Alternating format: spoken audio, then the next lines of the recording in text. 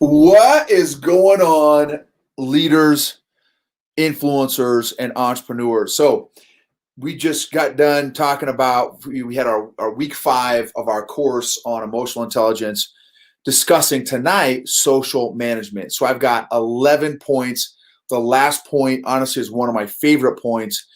And I've got a story I'm going to share with you guys. So, we started off talking about, so I've got 11 lessons here. One of the stories one of the things we talked about tonight was the stories we tell ourselves about others.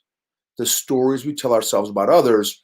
And then I've got some questions I'm going to ask. So here's a story about the stories we tell ourselves about others. So Kath and I have been speaking in front of pretty decent sized crowds now for probably 15 years, up to a couple thousand folks for 15 years now. Well, and we've also had some CDs come out, CDs and streaming stuff on our talks. And here's the funny story. This is a riot. There was a couple, so we just got done speaking in front of 1,000 folks, and we were coming off the stage, and this guy comes running up to me with his wife, and his eyes are bugged out, his mouth's on the floor, and he's like, and I'm like, dude, you all right? Like, what's going on? And he's like, have you ever listened to a podcast before and had an image in your mind of what the speaker looks like? Or listen to a talk or something like that? I'm like, yeah, absolutely. I do it all the time.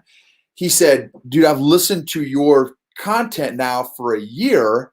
And I honestly, I thought you were a black dude from Canada. It was so funny. It was so funny. So, have you ever told yourself stories about other people, right? Without necessarily getting those stories confirmed.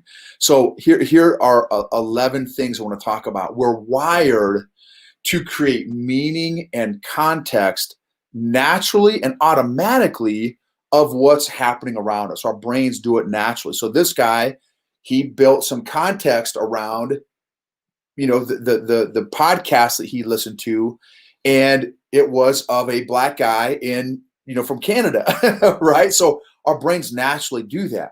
The danger is that our stories, the context that we're creating, may not be accurate. That's point number one. Number two is, how would an emotionally healthy person view this particular situation? How would an emotionally healthy person view this particular situation? What story or what context would an emotionally healthy person create? Third thing we talked about was, we all view the world through our own specific lenses, which are comprised of spiritually, emotionally, physically, social, economically, racially, culturally. I don't know how to say that. Like our country. Like I have an American worldview because I'm from America, right? Then one of my buddies I just got done talking with, he's from the Ivory Coast. His wife is from the Philippines. So, we all have very different perspectives. Gender. So my wife sees things differently than I do from a man's perspective, from a woman's perspective. So, and it doesn't, and none of those perspectives are wrong. It builds a unique perspective. And it's important to realize that the universe doesn't revolve around our perspective. There are other perspectives that matter as important as our perspective. Number 4, are our stories accurate that we've created? Number 5, what impact do our stories have in our actions and our decisions? What impact do our stories have? Number 6, what unconscious biases do we have? So this all plays out in social management, which is one of the aspects of emotional intelligence. What unconscious biases do we have, and how do they impact us and those around us? Number 7, image projection. What image are you trying to project consciously or unconsciously? Why are you trying to project that particular image? Number 8, we talked about the relationship between confidence and authenticity.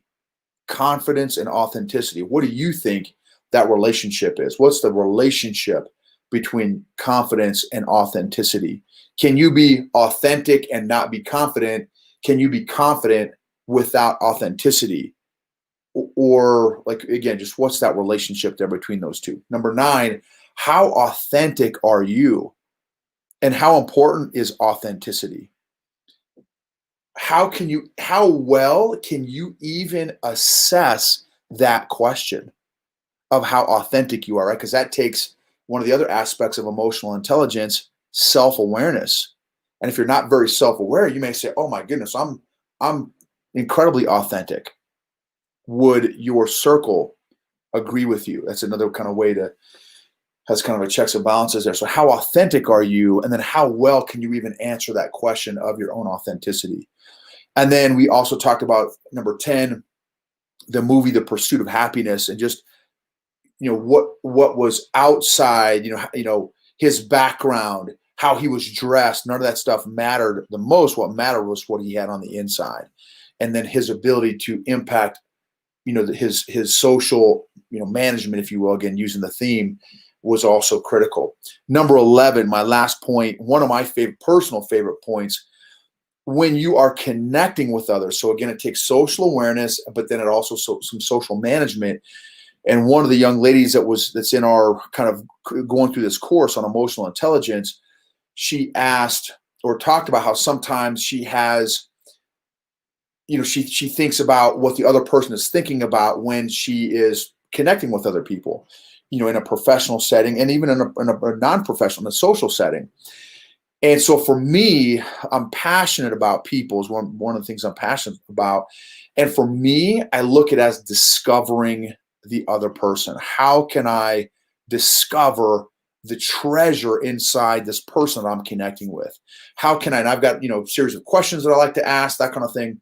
But you may help them discover gifts, talents, strengths inside of them that they're not even aware of.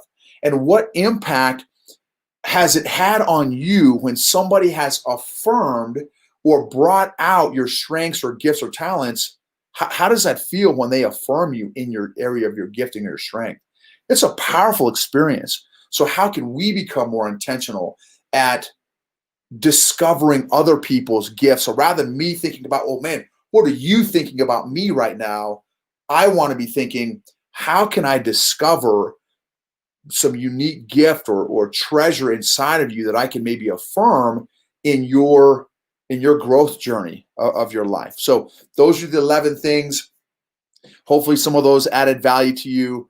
And I'd love to hear some of your thoughts on that. The one, any of those questions really, but the one there is the relationship between authenticity and confidence. What is that relationship between those things there? So again, hope that helps. And if you feel like this added value to you, please tag a friend if you feel like it might also add value to someone else. And again, for all of you that have been supporting us, our podcast, EQ for Entrepreneurs, we just hit recently over 16,000 downloads. Thank you all so much. For those of y'all that have commented, rated, and reviewed, some of y'all have been watching our YouTube channel as well, the same name, EQ for Entrepreneurs. Thank you all so much. We love adding value. And remember that emotionally healthy people help heal other people emotionally.